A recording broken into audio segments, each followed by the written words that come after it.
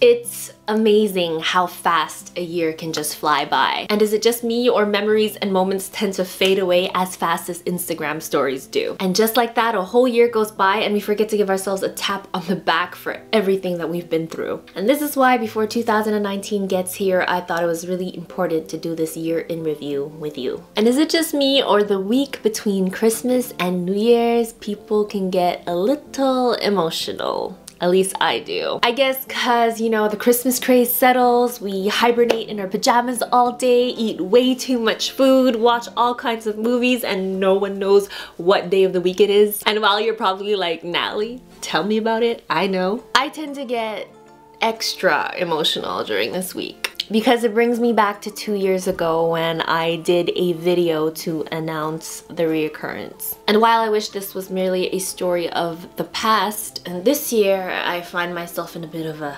confusing stage where the cancer is still in the lungs, but I don't feel anything. In fact, I feel amazing, which I'm really grateful for. But according to the most recent scan, there was still minimal progression. So 2019, I have to start thinking about the next new treatments I want to take that will be best for me, on top of my quest to total healing. So yes, 2019 seems to be filled with a lot of uncertainty, which brings me a little bit of anxiety because I don't know what's gonna happen. And that of course makes me a little nervous, but also kind of excited at the same time. So before I enter the new year, I tend to also take this really emotional week to reflect and start setting my goals, my intentions, affirming my hopes and dreams and my visions. But before all that, I think it's important that we take the time to look back and see how far we've come. Which is also funny because I found myself in my PJs reflecting back on 2018 like,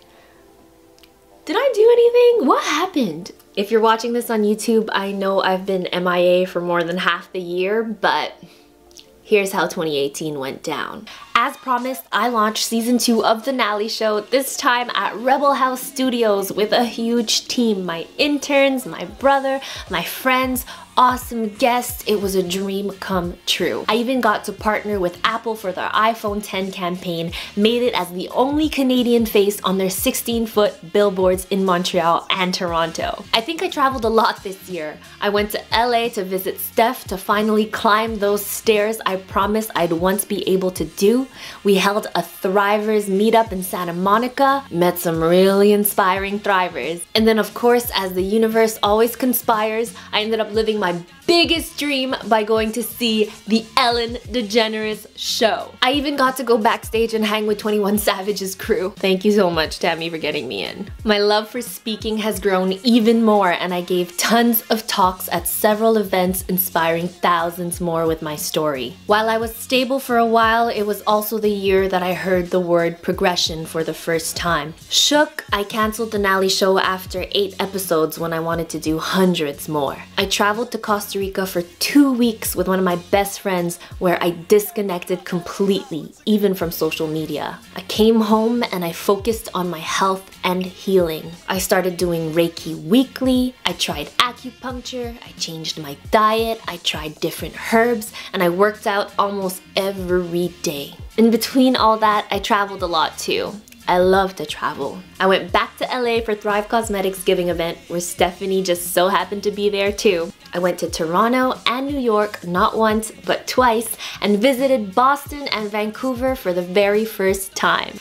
I even reunited with French Montana in Montreal again.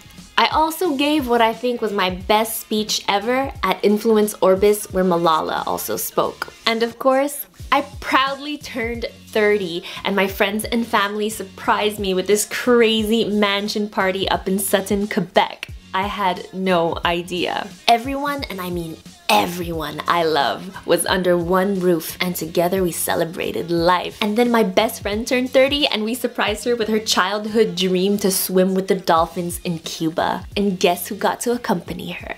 Me. It was so much fun. You know what? Looking back at 2018, I also had no idea what to expect. Which reminds me, this uncertainty that I'm so worried about for 2019, where I don't know what's gonna happen like I didn't know what was gonna happen in 2018. Well, now that I think of it, if I don't know what's gonna happen, that means anything can happen, right? And from experience, I have a feeling that everything is gonna be all right. Happy New Year, my Thrivers. I have missed you all so much. I wish you all nothing but the best. I wish that you will take 2019 to live with love and make decisions out of love and not fear, because that is my intention for 2019, is just to do what I love, to make decisions out of love, and to let love guide me instead of fear, because I think there was a lot of fear that made me make a lot of my choices in 2018,